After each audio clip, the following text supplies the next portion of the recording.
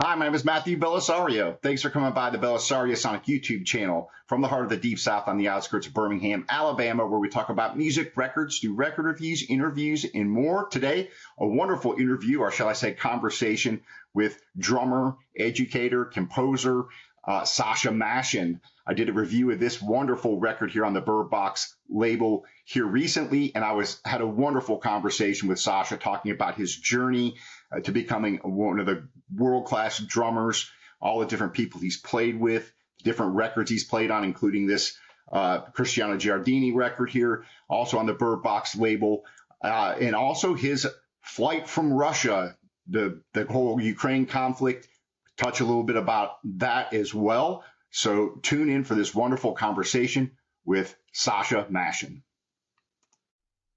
All right, I'm here with Sasha Mashin here today. I'm very happy to have you on the channel and discuss jazz, drumming, education. You're also a mixing engineer, recording engineer, started off in St. Petersburg, Russia. And I guess it looks like I was doing some reading up on you, and looks like you got into in Moscow and you started a project there where you were doing a jazz club and playing with a lot of people, and then you were also doing this 10-kilometer run where you would get people involved in jazz, talking jazz, I guess. And I also see that you went to New York, or it says you went to the Open World program in New York City in 2005, and so I guess you got to play with a lot of the legends in jazz, including Clark Terry and Benny Golson, Kenny Barron, Christian McBride. Very long list of prolific jazz artists. And recently, I reviewed your CD, Happy Run, and then of course Cristiano Giardini. You play on his record, drums on this. So I'm happy to have you on the channel to talk jazz and talk about a lot of. You're a man of many talents. Also, it looks like you do photography, videography. So welcome. Yeah, thank you so much for having me here. Super happy, and I like your channel. So I saw a bunch of videos already. So it's nice to be here. Awesome. So we can talk about a lot of different things here, but I'd sure love to hear your story of how you got into jazz in St. Petersburg, Russia. Like, how did you get involved in music, I guess, to start off with? Oh, that was really a really interesting story. Once on my birthday, maybe sixth birthday, my grandma brought a small toy that was drum. And I hit and I destroyed it with the first stroke. So I just destroyed the drum head, and my mother and father look at each other and they say like, "Huh, looks like we have a musician." And then I went to the music school and started to play there. And in a couple years, we started band in the music school that was like a military kind of band, so it's not really proper big band for jazz music or something like that. It was more like a military oriented type of music. But anyway, they bought a drum set, and I start to learn how to play that drum set, because in the drum lessons class they didn't teach how to play drum set, because it's classical education. So it's like a vibraphone, marimba, timpani, all that kind of stuff. So they preparing you for the play classical music.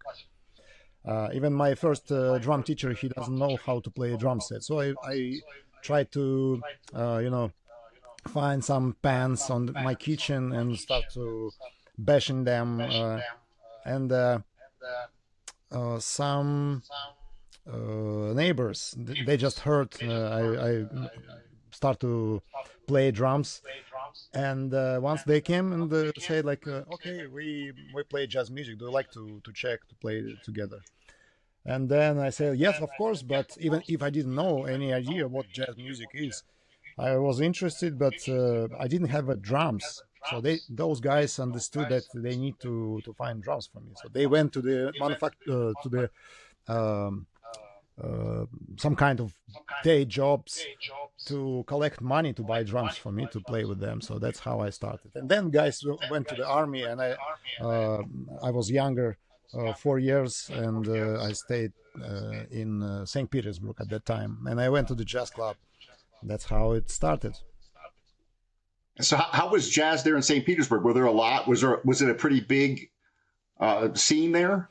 It's not really big, but there is a lot of great musicians. St. Petersburg, it's famous for more traditional approach, like bebop church, and Moscow always was more modern place for more experimental music. So once I just moved to Moscow because one of the saxophone players asked me to join his band, so I just basically moved to Moscow, and that was a long time ago, maybe like around 25 years ago. And that was probably a little bit bigger of a scene there in Moscow. Oh yeah. That's See, Russia is a little bit strange country, like so many natural resources, the huge territory, and all money, like 90 something percent, they sit in Moscow. So of course, everything in Moscow, if you need to get better gigs, you have to go there. Also, because all musicians from the whole huge country goes to Moscow. So there is no other options. If you're living in States, for example, you can choose different cities and still be comfortable playing any genre, right? In Russia, it doesn't really work like this. So if you're doing something really cool, you have to go to Moscow. And that's where you started doing this. You kind of you did this collaboration with people there, and then how did you tie in this your passion for running into this whole? Was it kind of a jam session you were running there? Yeah, in Moscow, or it was much. It was recent movement actually, because there is an amazing trumpet player, Alex Sipagin. If you heard his name, oh yeah. I met him many times ago in Moscow. So after we were touring around the globe and recorded a lot of albums, and every time Alex visited Moscow, he stayed at my place. I was living like a king, in the center of Moscow with a huge, very beautiful apartment. And it was nice to be there. Also, when somebody is visiting Moscow, of course they stay at my place. And Alex asked me once, like, let's go to run. I was like, no man, I don't like to do that. So he was, no, we have to go to run. Okay. So we just did once, and I was like, I like it. And then Alex left, and I started thinking, maybe I will run myself. And slowly, I just, it's like a drug addiction, running high, probably. When you start running, your body needs to continue, otherwise you don't get enough of special chemicals, which makes you feel much better. So you basically became addicted, so you continue. And then was a lot of interesting moments, like there was up and coming young jazz label. I used to work for that label as a musical producer, and we did a lot of festivals in Moscow and St. Petersburg at the same time. So there was a lot of interesting movements, also conferences. I was talking, make a like big, long educational public speaking type of thing. And I went to the marathon, and then after that, I started doing every Monday in the biggest and the best jazz club in Moscow, some kind of laboratory. I don't know how to call it properly, because it's not jam session and it's not a concert. Okay. It's basically something in the middle. So when it's possible to communicate with people, even talk to them in between songs, and it's really loose, nice Oh, vibe. And I called it Happy Lab. And then was another activity which was Happy Run. So basically, the idea was every Sunday we go for 10 kilometers run and with the friends. There was a lot of musicians, but also some different artists from different fields, and people start to cross in between two activities. So some runners get involved to listening jazz music and continue to hang with us on the concerts. But some jazz artists start to go to run. It was a really nice time also because during this 1 hour 10 kilometers run you can talk a lot and teach, and for me it's free time. I don't need to charge people for a lesson if we are running. It's nice. So a lot of young musicians started to run with me just to learn something. That was really good. interesting. So this jazz lab that you're talking about. So this is what, did you have like a core band, and then you play and then you talk a little bit about the music, or did you also have people come and join you? Or it sounds like an interesting, something a little bit different than a jam session, right? Yeah, it's not a jam. Is a there is a band and there is like a number of musicians who I like to play with. Of course, I was trying to rotate them to make it more interesting for the audience, so it's not like the same band every Monday. But there was important musicians like, for example, Makar Novikov, bass player. I started to play with him back 2005, and I met him for the first time on the plane, actually flying to New York for that program for Thelonious Monk Institute. Yeah, and we never play jam. So we have idea about like what kind of songs we're gonna play, but we can discuss what we'll do with these songs on also on the stage, and sometimes talk with the people. Like if they have any ideas, we can also uh, involve these ideas to and try to see what gonna happen. Also, and the end of the Happy Lab, there was option for young musicians play with us one song, Oh, okay. but only if they participate in the 10 kilometers run before. So that's the free pass to play with the great artists who are a little bit more experienced and a little bit more older than the, like youngsters, students. I think it was really nice because it's motivate people practice, do sport, and yeah, learn something new. Yeah, that's pretty cool. So after this point, you decide to go to New York in 2005, and how? Tell me a little bit about that. How long did you stay there? You stayed there for a few years there, or No, no, no. how long did you stay? I never live in New York. I was always visiting, but I was like to go for like maybe 3 weeks, 5 weeks period.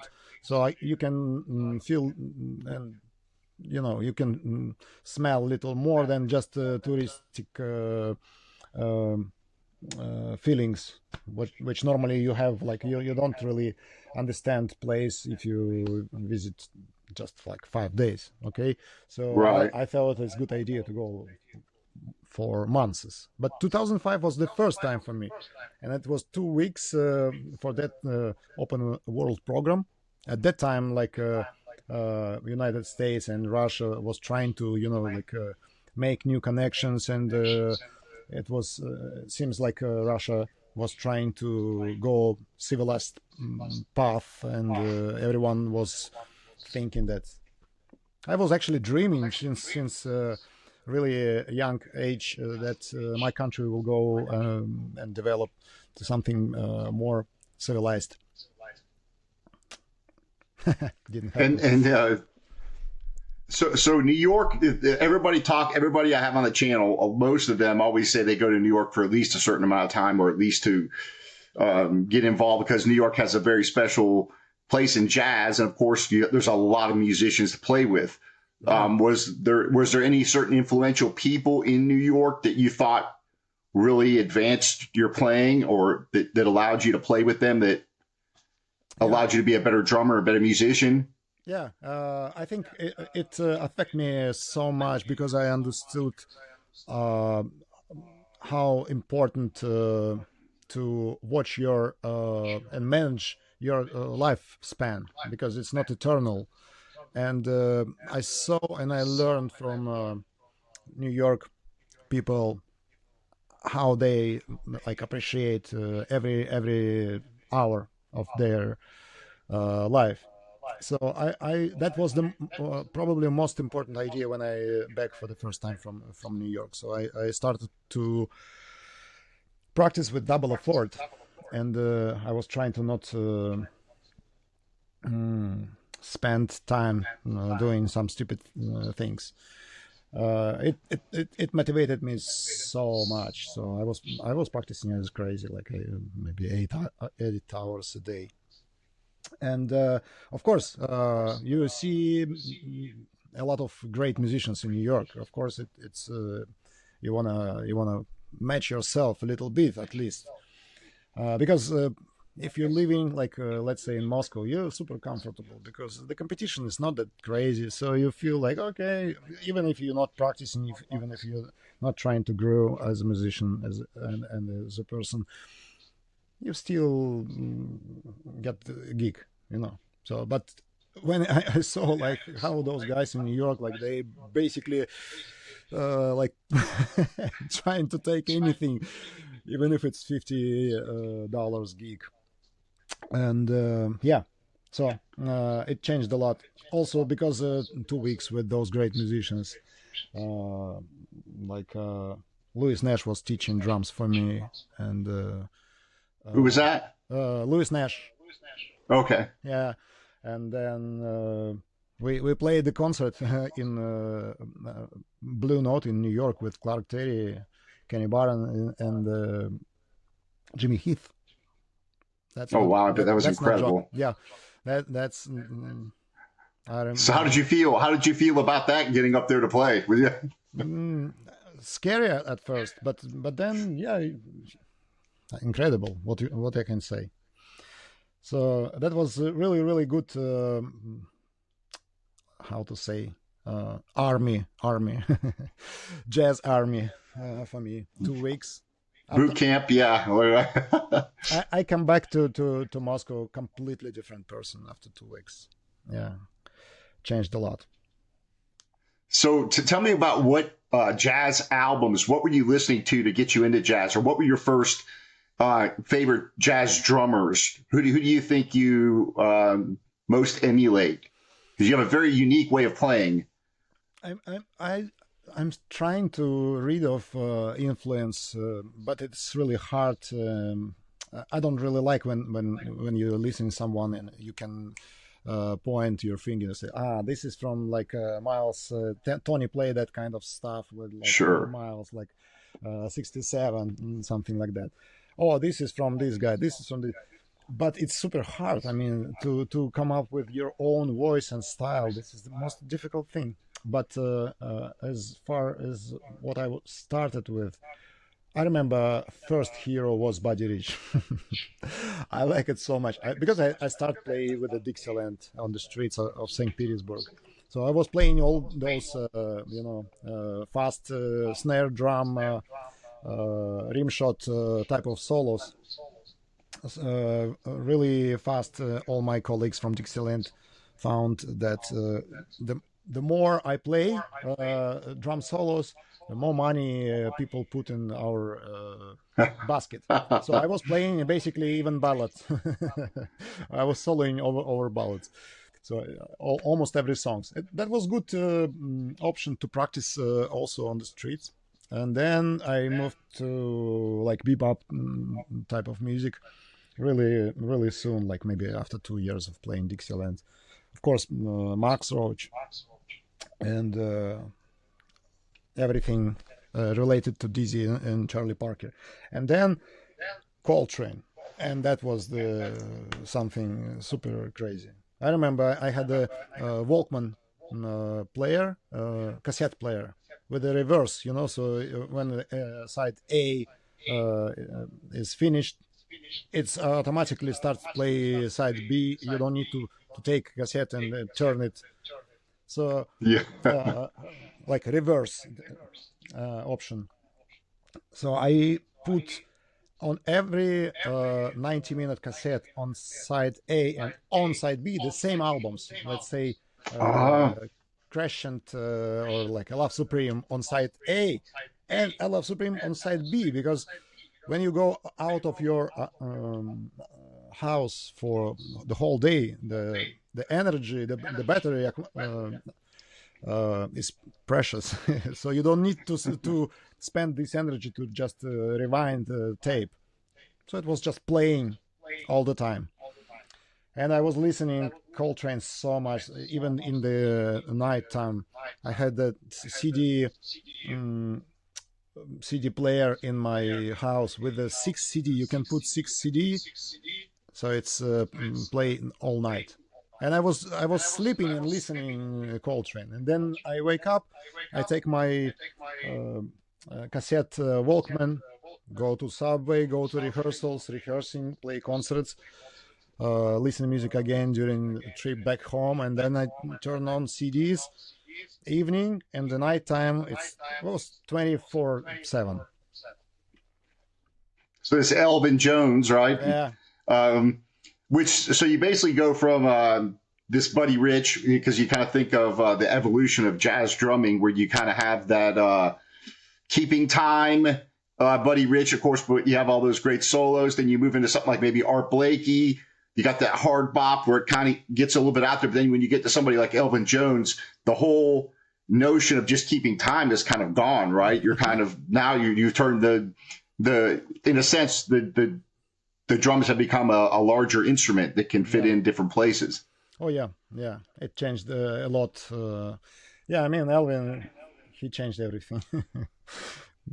No, I mean, of And course, the other giants too, but Elvin, I think he influenced every modern drummer. Yeah. so when we get so like let's talk a little bit about these records here Hmm. because and then I kind of want to get into some of the tech stuff because I know you get into recording and that kind of stuff Hmm. too.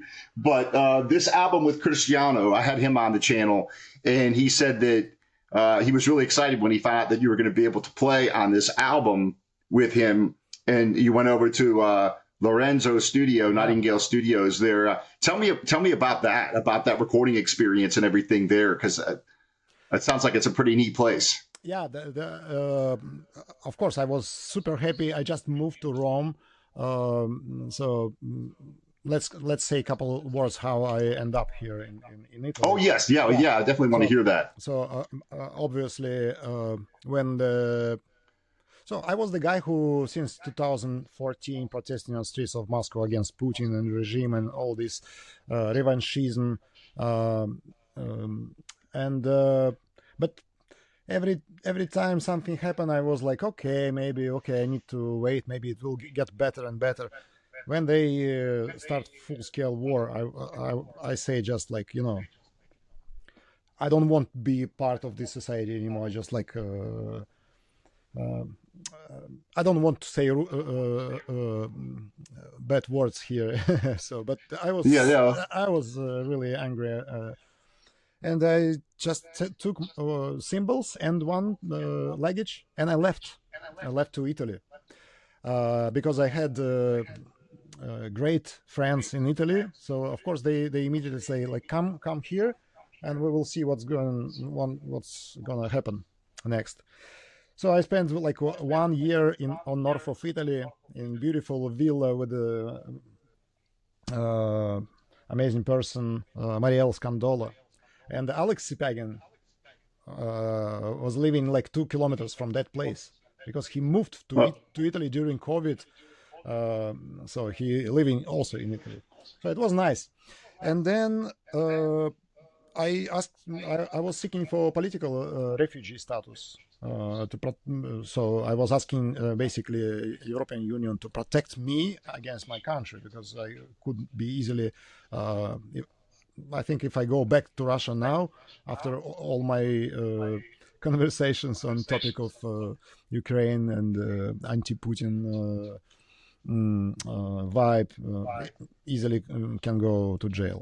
So yeah, I got the documents, and since I got documents, I immediately moved to Rome because Rome is the best place in Italy for jazz. And then I met amazing piano player Luca Manuzzi. Oh, right. Yeah. I have one of Yeah, his CDs. Yeah. That's on Bird Box as well. Yeah. yeah. This guy, like, it's the older you get, it's harder to make new friends, you know. But Manuzza. So, and in general, I'd like to say that Italians, they so open, and they always welcome. They welcoming you like in any kind of ways. So I feel home. I don't know. Sometimes it's really strange because I feel so home that I don't understand why they speak Italian. I should be speaking like my language. Why I speak Italian? Yeah. That strange feeling that you know, they help you. And yeah, and Manuzza was happy that I moved to Rome because we can play together. So uh, he spoke with Cristiano and tell him that there is a good drummer. We can ask him to be on the record. And of course, I was super happy. I remember we recorded this album 3 days after I moved to Rome. So it was very Oh, wow. first Okay. thing Yes. what I did in Rome. Yeah. Tell us about the studio because I see that Lorenzo has all the analog equipment. It's out in That's the country, that's not a right? studio. This is museum. You know, the museum of analog equipment. Yeah, I don't know. Maybe you can buy a business jet for the amount of equipment he has that in that studio. It's amazing place. It has such a nice vibe. You feel really comfortable there. There sounds really good. Of course, Lorenzo is a master of recording, uh, specifically jazz. So yeah, it's really nice place, and there is a few details. Like for example, if you sitting in next to the piano, you just turn your head, and you can look through the glass window and you see the mountains, and sometimes the horse coming and look at you like, Yeah. what are you doing there? And the It's, it's surrealistic and it's so beautiful. I have some pictures. I will send you after maybe. oh, I'd love to see Yeah, those. yeah. No, that's beautiful place. And yeah, I'm super happy.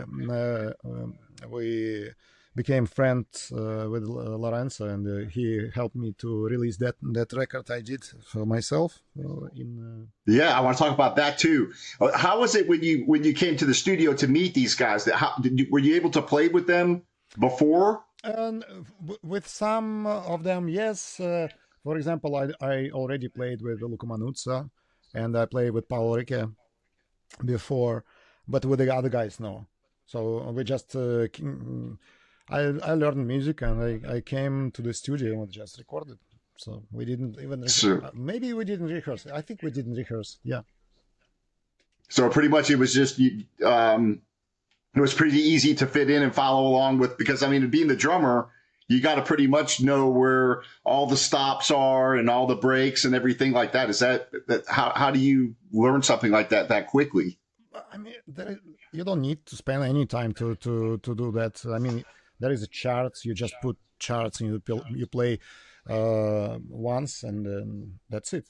And I had a record with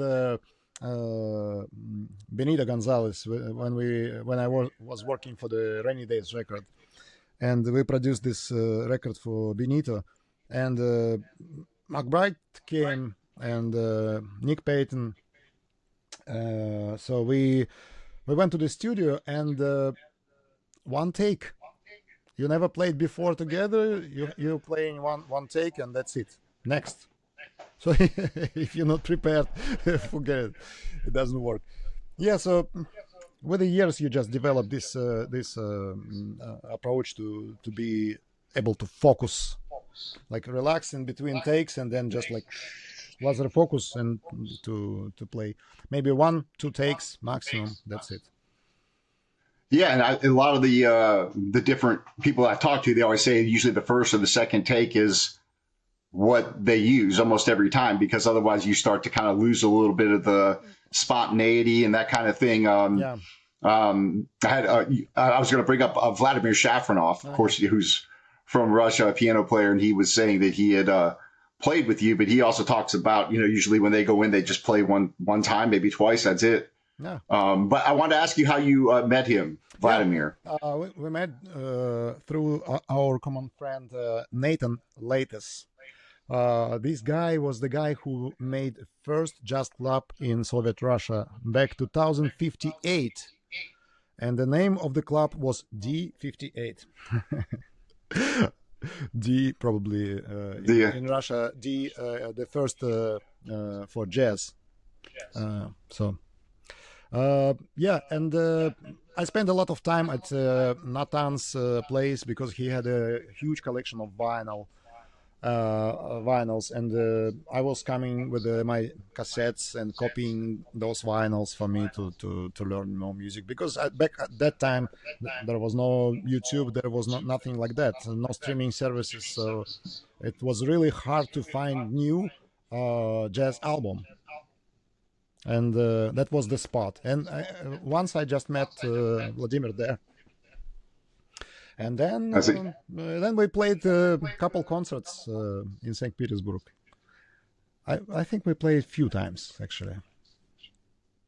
Oh, that's pretty cool. I've had him on the channel a few times. We have some really interesting discussions. He's got a lot of stories. So yeah. Well, let's talk about this album, because this is really cool. Now, this wasn't recorded at Lorenzo's. This was recorded at a different studio, right? And it looks like you are the recording and mixing engineer for this in Lorenzo. So first of all, tell us how this came together and how you decided who was going to play on it and how it came together. It was super easy to know who gonna play on this record, because with Rosario Giuliani, I already played for years, because he used to come to Russia many times. We were touring, recording, Rosario playing on all my previous records. So it's long friendship already. And Makar, he moved to Italy with the same plane with me. So 2 days after Putin invade Ukraine, we just split. So of course, those people I always played together, and now I can do it in Italy again. So of course I knew that it will be Makar and Rosario. And for recording, super easy, because that's not studio, that's just a class, Rosario class in St. Louis College of Music in Rome.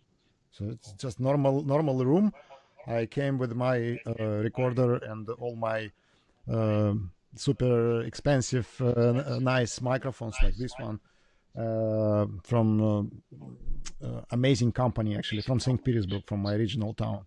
That's why they call the company Nevaton, because there is Neva River in St. Petersburg. So ton of Neva. Never. Okay. No, Neva. Nevaton.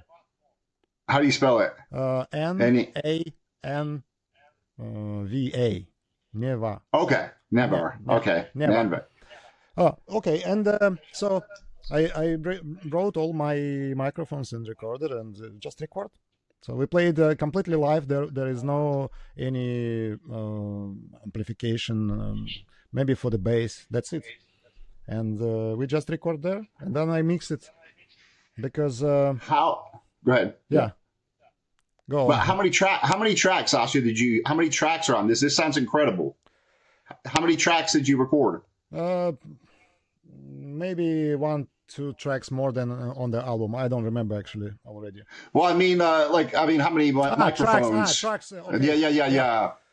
yeah. Uh, I put 2 microphones on the saxophone, one on the bass, and then just 4 microphones on the, or even maybe 3 microphones on drums. That's it. Really? Yeah, yeah. It's easy. Because on this, the drums sound huge. Yeah, The, yeah. you hear the drums fill. You would think they would just, a lot of times with depends on how you mix it, but a lot of times in the old days when you had a trio, you would have maybe the drums over here to the right, the Hmm. saxophone over here, the bass maybe in the center or whatever. And although you can get a nice sound with that, this you can hear everything in both speakers, but the drums are very big, and it sounds like maybe you have the saxophone just a little bit to the, I think it was the left, and the bass maybe to Yeah, the right. exactly. But it sounds very big. So it's amazing that, a lot of times you look at a lot of these recordings and they're using, 8, 10 microphones on the drum kit, Hmm. or something like that. And, but this, it sounds very big. I mean, I was very surprised when I listened to it. Thank you, thank you. It's just because of the microphones. They are super sensitive. There is super flat response. There is no, all those crazy curves. Actually, the first time I hear drums on the recording when I'm using them, how I hear drums when I play. So it's really like. Detailed and high fidelity gear. So I'm super happy that I I have access to them, because I never could buy them, but just because I like work with the companies also, like I'm endorsing 7 companies.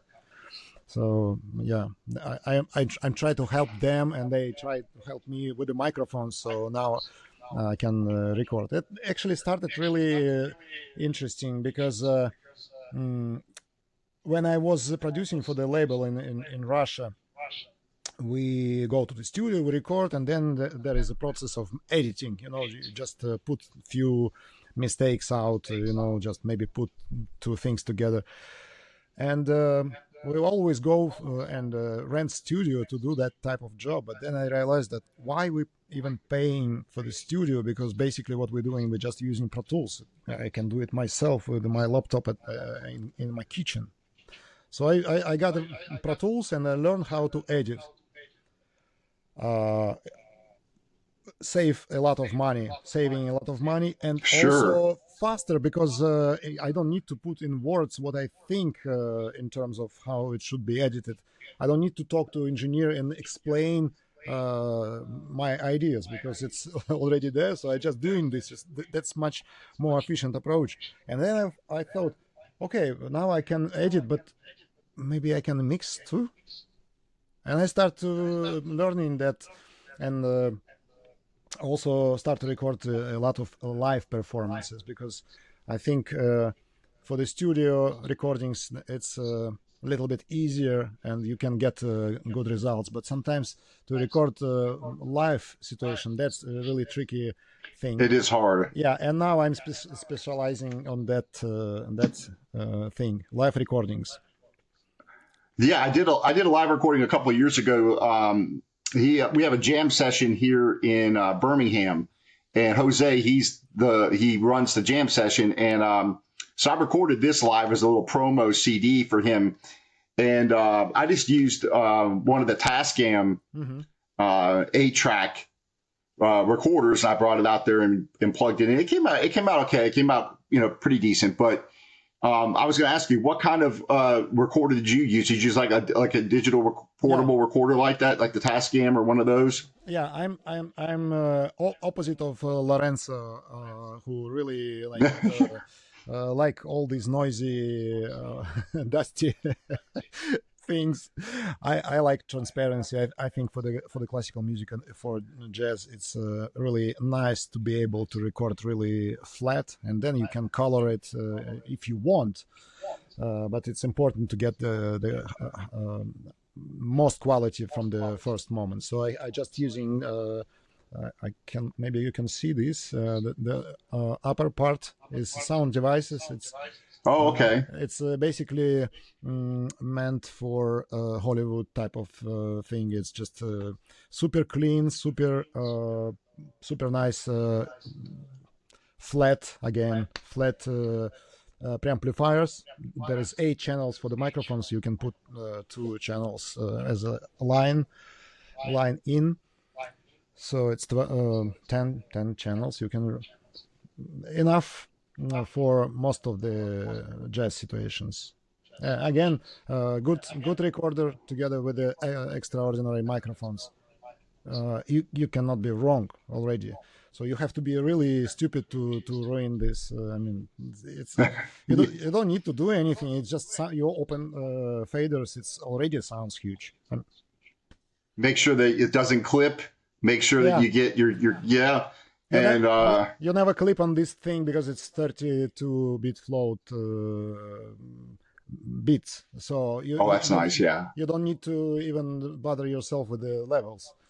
It's never clipping, so easy. Not, and you don't use any compression or anything like that. It's just clean signal going in. For recording, no, but then of course in post production when I mix it, Right. I use a little bit again like maybe All Schmidt approach, like 1-2 dBs max. So Yeah, this sounds really good. Very natural sounding. You really hear it. It has the nice thing about digital. I like analog too. I love the sound of the records, the warmth and all that stuff. But there's something to be said about the dynamic range that you get on a digital recording, where you can get very quiet and you have no noise. My only thing is sometimes it sounds, I don't know how to. Sometimes it sounds almost too good, where it can become where it doesn't sound natural almost, because if you go listen to you go sit in a room somewhere or listen to a jazz at a club or something, you're always going to hear noise and things like that, right? So that analog, when they recorded those, I think sometimes those have a really nice warmth to them, where you hear that the noise actually may enhance the listening experience in some cases, but you don't get. The more I'm listening to a lot of the SACDs and CDs in my listening room now through the same speakers I'm listening to the records, that you definitely get more detail. You're hearing more, little things on the high end that you probably won't get on the record. And of course you can get more bass on with the digital. But anyways, I didn't know your thoughts on that, because do you collect records? Do you collect vinyl records? Yeah. I had around 600 of them in my Moscow apartment. Now they somewhere in storage of my dear friend, another great jazz guy from Moscow. Yeah, I hope one day I can get them back. Mostly classical music, actually. Yeah, jazz too, but mostly classical music. So what are you listening to currently, or what do you listen to a lot of? When do you listen to? For now, I don't listen nothing. Oh, really? Yeah, just so over. Like my brain is because I'm working on a lot of albums right now, so there is no time for just listening. I like listen when I travel. I have a good player, Sony, with in-ear phones, so I can listen in any situation, like I'm in train, plane, with a lot of details, because this thing isolate you from the environment really good, so you don't need to put a lot of level to hear. You hear a lot of details. But now I don't listen much from time to time. Mostly like references from the artist in terms of how they want their albums to sound. Yeah. Gotcha. So right now, are you doing more mixing, recording than you are doing playing the drums, or Yeah. what do you typically do? I always like to do like producing type of things, and I I spent a lot of time to learn this, and here in Italy, I found that that really can help me to establish myself here, because when you immigrant, when you just arrive to the new country, even if Italians are amazing people in helping uh, every day, uh, you still need to find something, some kind of work, some kind of job. So yeah, I'm doing 50-50. I play drums, of course, still I like to play instrument, but I also started a production company called Smashin Production. So it's specializing on the audio recording of live performances and video. And the concept is that it's just one camera, and it's just how to say, uh, because I know music, because I play for many years, I kind of can guess what's the form gonna be, who gonna be the next soloist.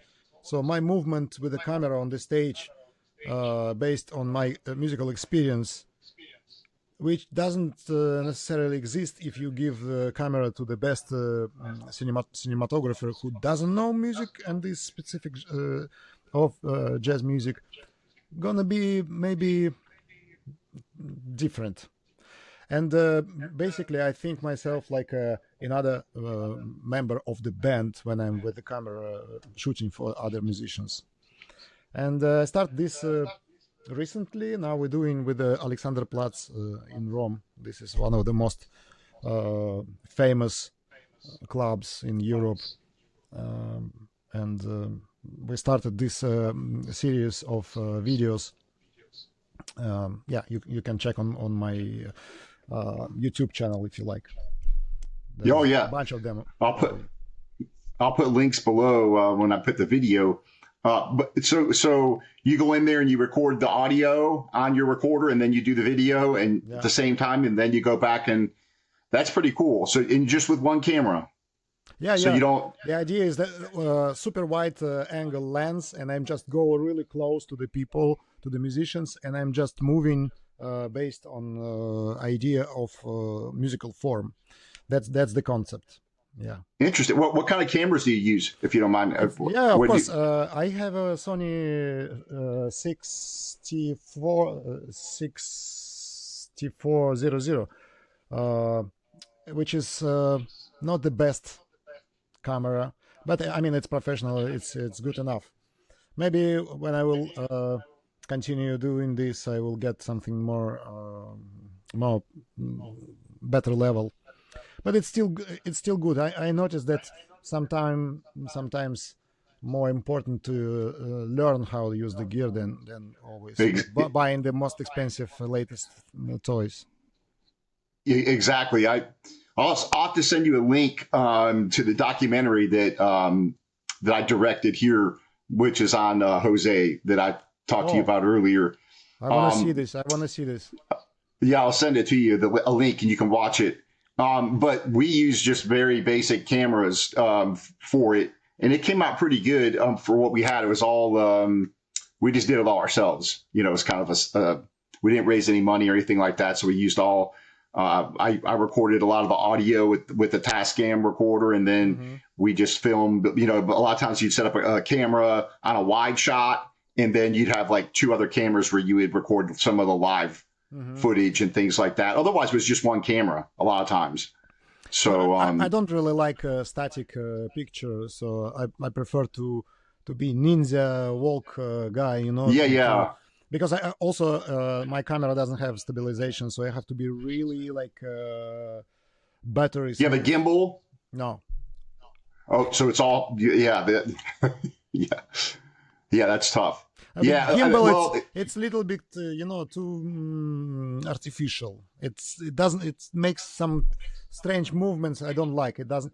I prefer a little more shaky, but you feel the human behind the camera. right. Yeah, yeah, no, yeah, I get that. That's, um, yeah, yeah, the wide shots were kind of there for, uh, security for the documentary. That way, if you're recording something, you don't have something quite in the place you want it, you can always go to a wide shot or something Yeah. like that, in a documentary. But yeah, a little bit different than kind of.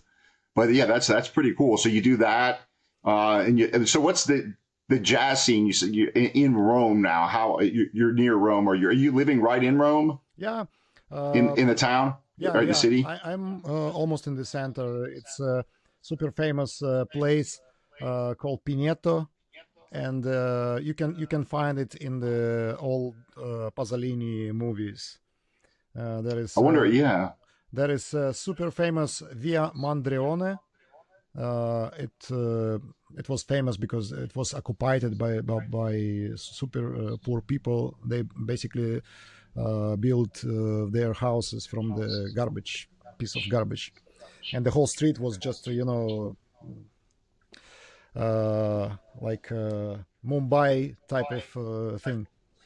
It doesn't exist anymore, of course. Yeah, and Yeah. for me it's good because I can ride my electric scooter to the center of Rome where I teach in St. Louis. 15 minutes I'm in the center, so it's really really good. Interesting. And I have super small tiny place here. This is my desk. I work from here, so it's not the best acoustic as you can imagine from the small bedroom production, but I do like 90% of the material here, and then finish mixes with the professional acoustic in the studios, just checking if I. But I already know how it works here, so I don't need to check anymore. So Yeah, you I just get learned used this to it. room. Yeah, I get used to it. Yeah. So the jazz scene in Rome, clubs and stuff. Where do you play at typically? Uh, we don't have much jazz clubs in Rome, so one of the best, I mean, the best is Alexanderplatz. As I told you, we're doing this project for the videos, so I play there a few times a year. Also, I play with the Rosario Giuliani Quartet now, so I got invitation from him to join his latest quartet. Super happy. It's long friendship with Rosario, and this musician. He's just absolutely amazing. You feel like you play with yourself. In terms of rhythm, it's so tight together, so you don't even feel it's different person. You just think the same way. It's super easy. It always sounds very very nice. And yeah, so I play with him, and sometimes I play in other jazz club, which the name is Gregory's, smaller place, also in center of Rome, and there is some kind of jam session situations, smaller places which do concerts once a week. But also we have an amazing project together with Luca Manuzza. Actually, we're based on the theater called Il Cantiere in Trastevere in Rome, in Oh the yeah, yeah. beautiful place, beautiful theater meant to listen music, because in Italy sometimes people can start talk on the concerts, so the culture is a little bit different. People really like to talk to each other, so for them it's they have to talk even if it's middle of the concert. But that place Il Cantiere, there is different vibe. There is amphitheatric type of seats. So when you come there, you don't want to talk, you want to listen. It's just meant to make a concert atmosphere. And this project, we called it Jazz in Progress. And it's just one concert for every 3 weeks. And it's maybe 8 concerts in each season. Now it's second season. Great stuff. It's based on basically a lot of great artists, musicians doing this and not get any money in return. We're just doing this because we want to support live music and make something unique and special. And I'm doing the documentary about this Jazz in Progress thing. Oh, nice. Gonna be my first documentary, so I'm shooting every concert with a multi-track recording, And then on top of that, I will make a series of interviews and trying to share what kind of mm, jazz community we have here in Rome. So because I noticed that not so many great materials on Italian jazz available online. So I think it's a good idea to spread the news that in Rome and in Italy uh, we have a lot of great musicians here. Yeah, that's why I'm really excited that Lorenzo's doing his recordings. A lot of really cool stuff, and yeah, I'm looking forward to a lot of the stuff he's doing. Do you have any plans to do any more recordings over there with Lorenzo at this time, or um, any recording? For now, as I remember, maybe not, but I'm sure we will do something. Uh, yeah, no doubts about it. I think many times again because I like his studio and he is such a nice person. It's super nice and comfortable to work with him, and he amazing sound engineer. And yeah, it's always how to say it's it's not recording. You just feel part of the That's family. And actually, yeah, yeah. it's a country house that the family is living there. So you really like a part of the of big family. It's amazing feeling. It's different than you can experience in like in America, for example. It's different approach. You're just super tight with the time. You coming, you're doing your job, and you left because you have you need to walk the dogs and deliver pizza to survive. So it's like really fast. And here is Right.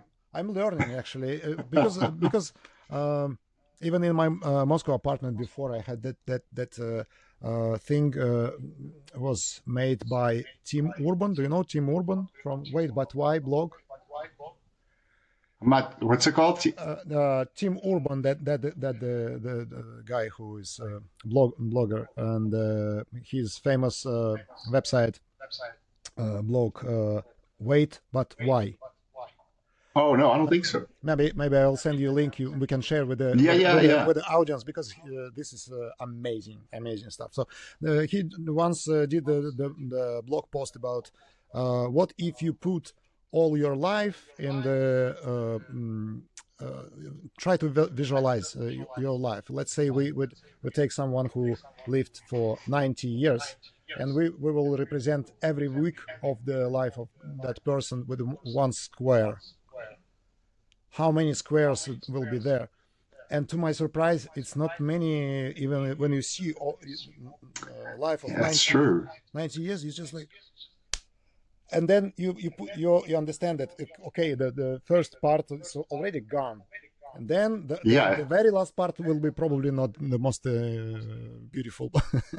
But who knows? But yeah, yeah, so and you see the leftover, it's just like I have to do something right now. So that was my approach for years. But now, of course, I'm getting older too. But I'm learning from Italians to um, that beautiful slow pace of life. yeah. Just enjoy your life just a couple hours a day. Why are you running all the time? Like Yeah, yeah. I did two trips to Italy for 2 weeks. First time was Rome, and I did a couple of trips, and then Venice, yeah, and went to Milano and all. But that was always something that always I'm like, we're waiting for the bus, and I'm standing there, and I'm like, do we miss the bus? So we're talking, me and my friend, we're like, it's 15 after. Like, dude, we missed the bus, and the lady next to us, she's like, no, no, that's just it'll come sometime, like just relax, just wait, and we're kind of always everything has to be on time, they have to be, and I'm like that too, I'm always early everywhere I go, I'm like yeah. 15, I was but in Italy it's kind of like that's like an estimate, Hmm. right? The time is an estimate. But I start to understand this. It's different, but it's beautiful because maybe you cannot achieve so many things during your lifetime, but you will enjoy a lot of great stuff. For Italians, friends and family, food. Yes. get good time, and only after maybe some kind of like career things or something like that, or your job. Maybe tomorrow let's talk. Let's eat together. Yeah. What did you eat today? Like the first question when you meet your friend. That's funny. So yeah, I imagine in Russia the that's probably more like the United States as far Yeah, as everything on time, yeah. everything. Especially Moscow, and especially me. I was one of the fastest guy in Moscow, so I'm like a little bit you know how to say, I don't know the words for this, when the person really like uh, choleric, no, was Yeah, yeah. that type of Always. like, yeah, fast. Yeah, yeah. Everything. Yeah, and I'm guilty of that too. I like to get things done, get them, and then when I'm done, then I'll relax. Yeah, But in other way around, where but to it's helping me for my production activity, because I can do many things at the same time. So I can record, play drums, and watch something, checking the someone whom I trusted my camera to shoot, because I cannot shoot when I play drums. So I need to right. check if the video guy is doing the right thing. So it's like a little bit schizophrenic type of uh, brain. What about jazz? I'm always curious about people's the experience in jam sessions. Have you done a lot of different jam sessions with different musicians, or have you not done a lot of that? No, I stopped doing jam sessions because I I'm not enjoying this anymore. It takes too much time. I prefer maybe learn something in front of my laptop, or read a book, something different, because jam session is just a time killer. Now, What I mean, about in the past? Okay. well, of course, in the past when I just started, well, of course I was play any chance I can go behind the drum set. Of course, yeah. Was a lot of jam sessions in St. Petersburg, in Moscow too. I always go there, always play it. But then you just prefer play less, but better quality, And yeah, so now I don't even know what's going on in terms of jam sessions here in Rome. Most of the time, I just play concerts, and then working here for the other artists. We just finished recording of Filippo Bianchini 2 days ago in Rome. I'm helping with the production side, so I don't play on this album. I was just uh, doing video stuff, and then I will edit and mix.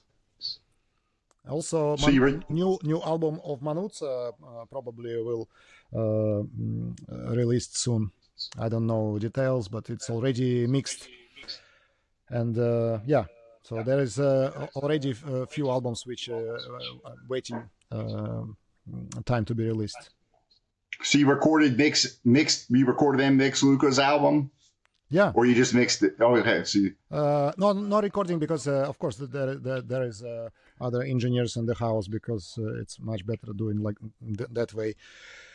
But mix and edit and master, for sure. Yeah, so you do mastering as well? of course. Yeah, but Yeah. with in case with Lorenzo, I was thinking, okay, but maybe we can do a good analog master from Lorenzo, because he has such a nice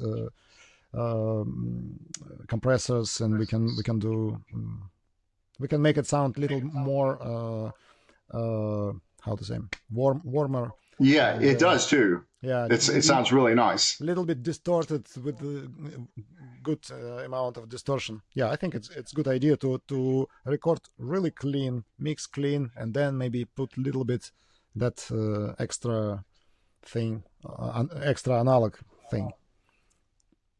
What are there any effects that you got? You got any reverb or anything like that, or does it I don't. depend on the room? I'm 100% in the box. So I'm just doing everything with plugins, and yeah, I spent hundreds of hours of learning uh, mixing, and I found that that doesn't really help if you have some beautiful analog hardware, but you don't know how to use it. And I heard amazing results of people who are doing everything with the plugins just because they know what they're doing.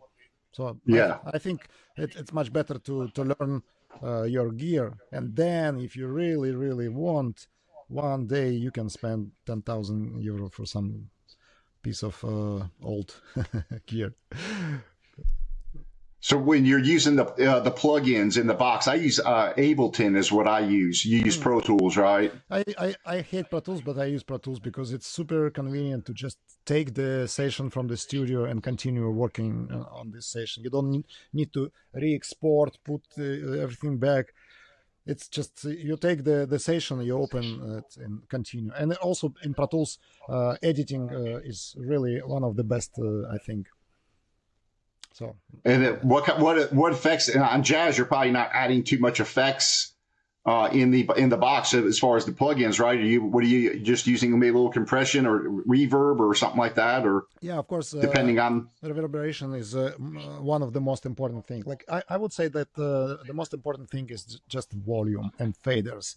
90% of the good result is just make really nice static mix. Then I use a lot of automation and fader ridings for the different parts, To so it feels not really like stiff and dead fixed, but it's moving. Depends on what's going on. And then after that also I use a little bit of compression, a little bit of EQ only if it's really needed. And then on the master bus it's just again a little bit of compression and maybe some kind of saturation, and then limiting just a little bit, not to make it completely that I like really high dynamic range. I don't like yeah, when people put the records really like flat dynamically, so to be able to put it louder. I'm not seeking for loudness. You have a volume button. You can make music louder if you want, but I right. like to make bigger difference between the loud parts and soft The highs parts. and the lows. Yeah, Yeah, yeah. basically like in the classical music, if you're listening like some kind of symphonic music, you can hear like small details going next thing and again. So you I don't know, I like that natural acoustic approach much more than like super compressed. mm. Yeah, yeah. Yeah, I agree. I like the hey, it's spring on this. I like the way that there's a lot of dynamics there, and then you uh I I will really show you. that's one of my Can you see well, this? no, I can't really see it. I mean, it's distorted. Is it? It's Igor Stravinsky. Oh, is it? Oh, Yeah, really? and So then that's Rite of Spring ballet. Yeah. oh, okay. So tell us a little bit if do you still have some time, or I don't want to keep you. I Yeah, know yeah, I yeah, could yeah, talk yeah, to you. yeah, Yeah, yeah, yeah, yeah. I have time. I can, but I wanted. So you mentioned you're into classical music as hmm well, or and that sounds like what you first started listening to, right? Because that's what you No, or no. at the time when I was in music school and I started as a classical percussionist, I wasn't really into classical music. I was just learning something. I wasn't even think that gonna be a musician or not. So for the classical music, I developed that love much later. After all jazz, after Coltrane period, I Oh, started. really? Yeah, Okay, yeah. interesting. hmm And mostly, Okay. Stravinsky is like one of my favorite composers, and then maybe I would say Ravel and mm, Debussy and Scriabin. And I cannot say that I'm not even close to like expert. No, I don't know much about classical music. That I just enjoy to listen from time to time. Yeah. Well, that's interesting arrangement and the way it's in. To me, it sounds like there's a little bit of almost a hard bop feel there Mm-hmm. for a little bit, and then it kind of goes out, and you kind of it's pretty neat. So that's one of Yeah, my favorite tracks. I just thought that it's a good idea to put together these songs. Like obviously it's right Offspring from Stravinsky, but also Victor Lewis wrote suspiciously similar melody, which is completely like 100% copy of the Rate of Spring. So he just reharmonized it with like some kind of Coltrane's changes. And I thought it's going to be a good joke uh,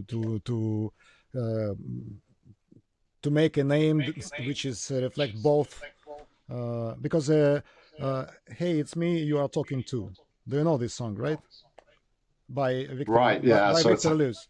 Pop.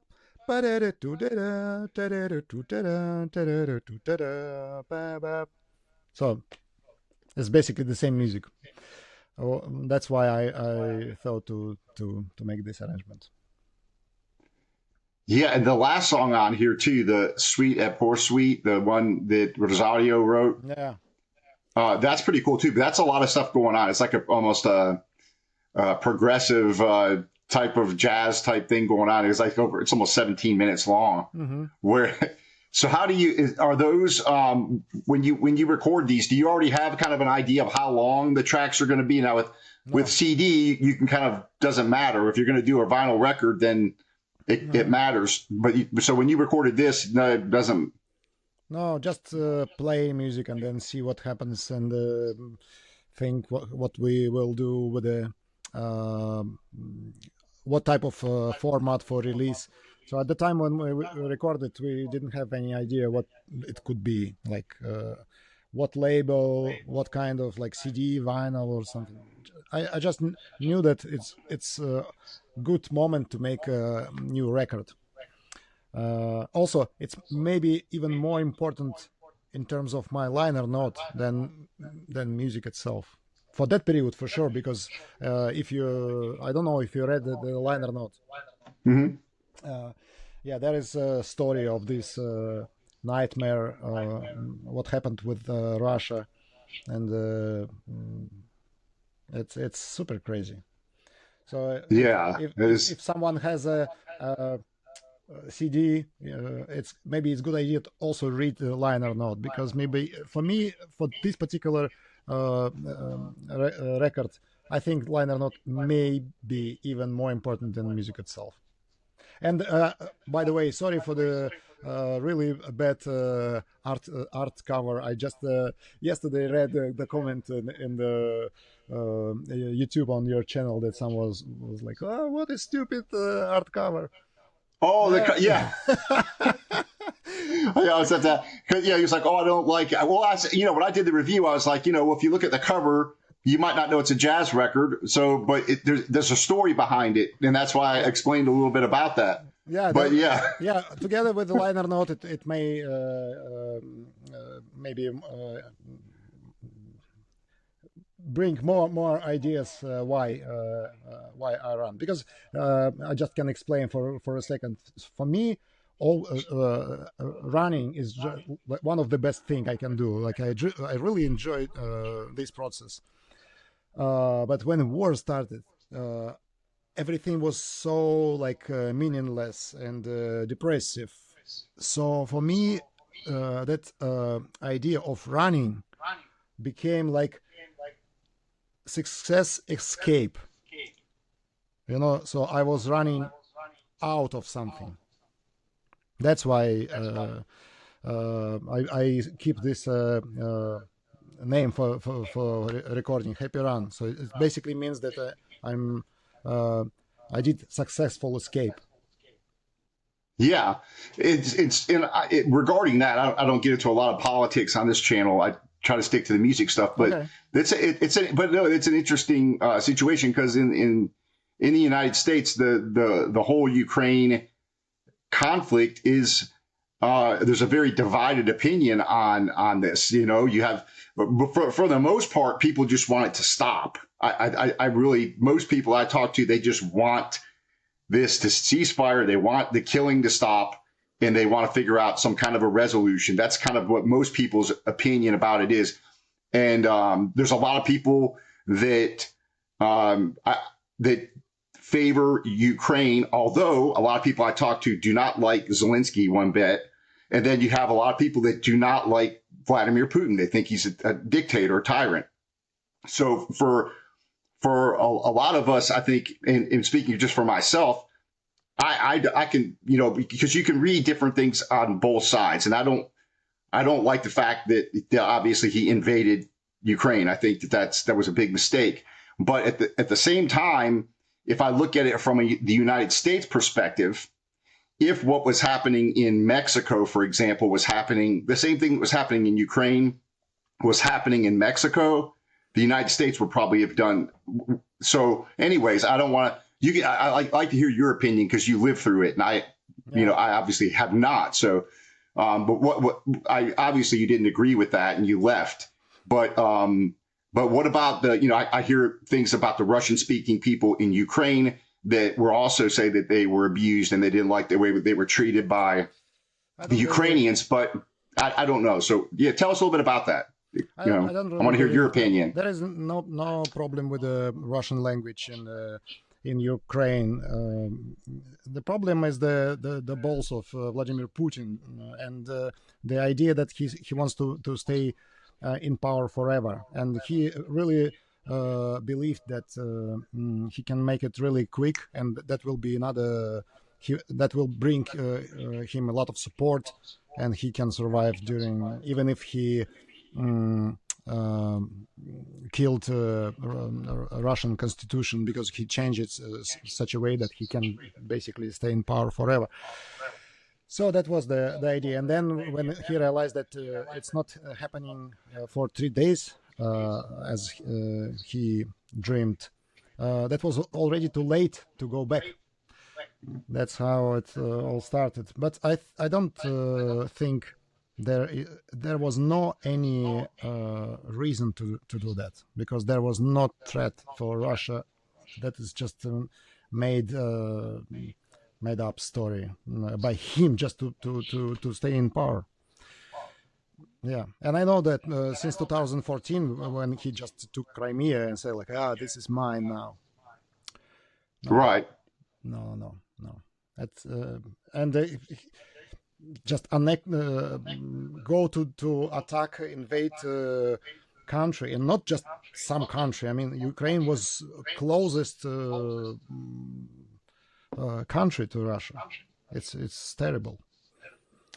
And for no reason killing not the military part of on the front line, but he's just killing civilian people with like hospitals, and there is nothing you can say to support Vladimir Putin, not even one word. For me, yesterday, the day before yesterday, was really hard days in terms of the news coming from the United States too. But let's move to music. Yeah, it's interesting. I try to avoid a lot of that stuff just because the nice thing about music is it can take you away from all that, right? You can sit back and listen to the music and forget about all the craziness that's going on. So I just hope it stops. They can stop this. That's the big thing. We don't end up in World War III. That's the big thing I don't want. Yeah. So, so what new recordings are you going to be on?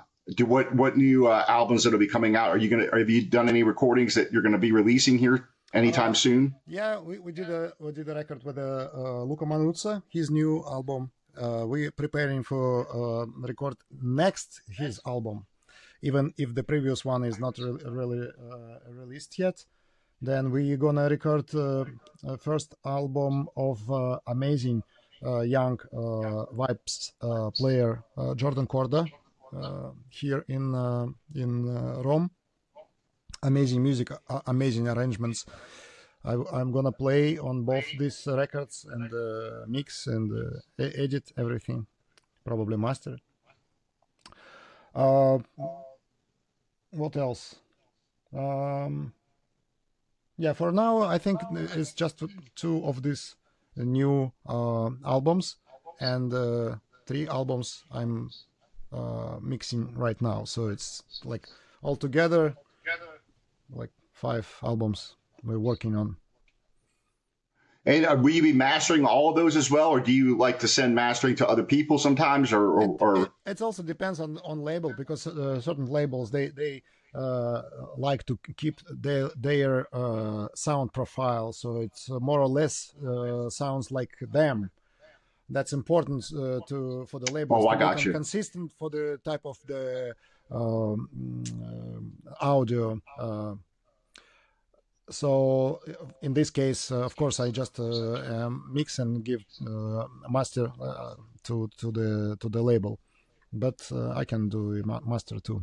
So it really depends on what was the request for a particular album.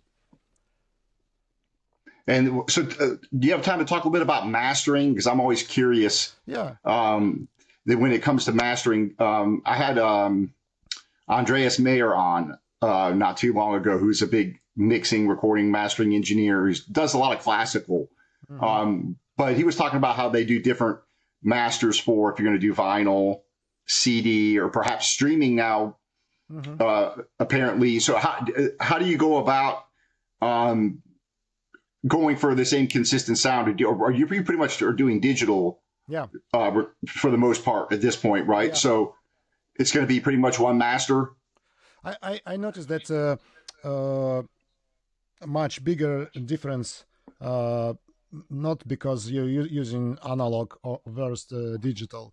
The biggest difference is just the what engineer is up to, and from engineer to engineer on the same numbers of plugins, and if we're talking about digital, it will be completely different, just because different perspective of the two different engineers. So I don't really like think that analog is better than digital. It's just how to use it, you know. Maybe one day I will start to do it, but for now I think it's much better to learn how to do it completely in the box. And I know a lot of examples when people going completely in the box, and it sounds amazing. So for me, it's Right. just the mastering process. It's really really final stage. So basically, it's just a volume thing. Little bit of glue for the put really together all separated tracks, and just some kind of saturation, which is actually comes from the analog domain. Yeah, but I use it in plugin form. So basically, I Right. distort a little bit and just add touch of these flavors. You know, like you put final salt and pepper when you're cooking. You try your meal, and you feel like, oh, I need just a tiny little bit of salt and maybe red pepper to make a little spicy. That kind of That's it. Just final touches. And I like also about mixing think such a way that I like to think about music. So if we like talking about mathematics, for example, there is no two right answer for the same question. There is just one right answer. What I like about art and music, you can make as many right answers, and sometimes even opposite answers, both good answers and correct right answers. Same with the mixing and with the mastering. Of course, you can make a really poor job, but when you go to certain level of professionalism, it's just a matter of the taste. It could be a lot of options how to treat the same record. Right. Yeah. Because it's definitely, you can just hear the difference if you get two CDs and one is remastered, like the Van Gelder, Blue Note, and then you'll listen to the old CD. There's definitely a difference as far as how it sounds just by how they remastered it. You know what Van Gelder says about digital era? He says, "Thanks God, finally we have this, and now I can take all my analog equipment to the garbage because it was so hard to work with this shit." It's a lot. It is, from what I can tell. Yeah, it's a lot more time consuming. That's for Oh yeah, sure. yeah, yeah, And the maintenance on the equipment. yeah, There's a certain charm to it, but yeah, there's a lot of work to get the charm. yeah, yeah, yeah. So the digital, you definitely have a lot of things you can do just like that. Back in the old days, they have to cut the tape, Oh splice the yeah, tape, and I mean that had to be. And when I was talking to Andreas Mayer, he was talking about the bringing the analog tapes in and bring them into DSD, bring them into digital, mm-hmm. and then you can do all your work in the box if you want, or you can still use some outboard gear if you want to do that kind of stuff. But there's so much you can do now, especially when you've got 32-bit, right? Yeah, That you don't lose a lot of that. When they first started using digital and it was at 16-bit, then when you go to edit and do things, it degrades the signal even in digital. yeah. You can degrade when you make changes, but now that you've got such a high bit rate and sample rate, you don't notice any loss, right? Yeah, So but I think I don't know if it was scientifically proved that someone can hear difference between 44.1 and 96,000 hertz. I don't know if it's human ear can even hear this. yeah, I don't know, maybe, but I think the point is like when I was talking to Andreas, he was talking about like if you start off with the 16-bit Ah, and then you go in and you start making changes or adding in plugins and you're manipulating the data, that you will actually lose mm-hmm. quality Yeah, yeah, if you're editing at that. And that's why it's important to edit at the highest bit rate, sample rate that you can, so that when you come back to 16-bit, you haven't lost anything. It still sounds, mm-hmm. I think that's the point he was making on that. But yeah, Mm-hmm. it's interesting. So yeah, well, I really enjoyed talking with you. Is there any other things coming up you want to let everybody know about? I'll put the link to your website, and everybody can go Sure, thank check you. that out. And yeah, it sounds like you're a busy guy. Oh, I'm trying to make my life more interesting for myself. Yeah, there is one other thing. We just finished working on documentary. There is a amazing young documentalist, Philippe Berezin, who just finished a movie about my immigrancy and that story of moving from Oh, Russia to interesting. Italy, and yeah, and how it Wh- yeah, and Where will that be available? first of all, it goes to the festival of documentary movies, and then maybe after all festivals finish, then it will be published for the uh, audience. Uh, but yeah, that already exists. We did it for 1.5 year. It was long time shooting with a lot of concerts, with a lot of different locations, with a lot of people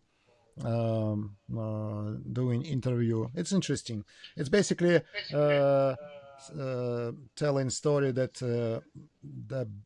the most universal language is art and the music, because you can speak without even um, learning new language, and you can understand other people immediately, even if you don't even know their names yet. You can go to play music and just with the people you don't know what's their name, and you already talking to them, and Have only a after, yeah. yeah, only after like a concert or jam sessions you can come and say, hey, I enjoyed to play with you. What's your name? Yeah, so uh, maybe it Yeah, will that's be pretty. interesting one day when it's gonna be released. Yeah, and is it going to be in Italian? I'm assuming No, it no, would no. be in. I speak English with my beautiful English accent. Yeah, but because I could do it much better in Russian, but we thought to make it much more international. So that was my first long video when I speak only English. Interesting. I'll definitely be looking for you. Have to send me information when it becomes available for sure. Yeah, And then yeah, we can have you back on again. And you're always welcome to come back on anytime you thank want to you. talk about music. And uh, I think what is the state of jazz? What do you think of that? Do you think everything? Do you think there's a future Of course. for jazz than Yeah, yeah. the The, so many great musicians every day. I'm like dumb scrolling sometimes in the evening, just to see what's in Instagram, just stories. Amazing. Of course, there's future. There's an amazing future. Uh, I hope we all will survive to enjoy the yeah, great exactly. music. That's what. Exactly. We don't won't get wake up with a mushroom cloud. Yeah, exactly. The it's crazy. But in the meantime, we can enjoy this great music and these wonderful albums here. And I'm really looking forward to when these new records or CDs come out. Yeah, looking forward to listening to those. Yeah, I will So, send you for sure. all right. Well, I appreciate you joining me, and hopefully we'll talk again soon.